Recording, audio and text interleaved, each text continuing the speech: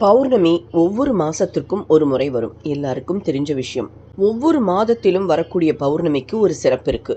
அதை அறிந்து அம்பிகையை நினைத்து விரதமிருந்து வழிபட்டால் நன்மைகள் வீடு தேடி வரும், நினைத்த காரியங்கள் நிறைவேறும்.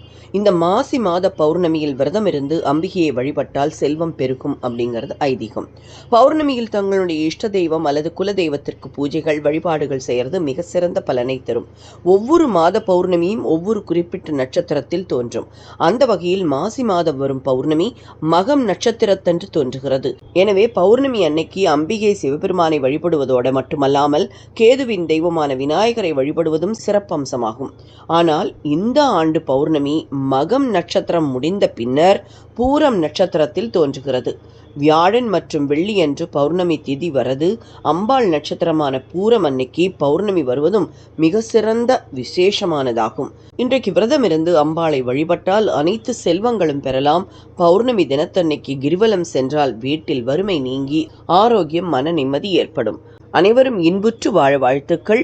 தொடர்ந்து இணைந்திருங்கள் ஓம்கார் ஜோதியுடன்.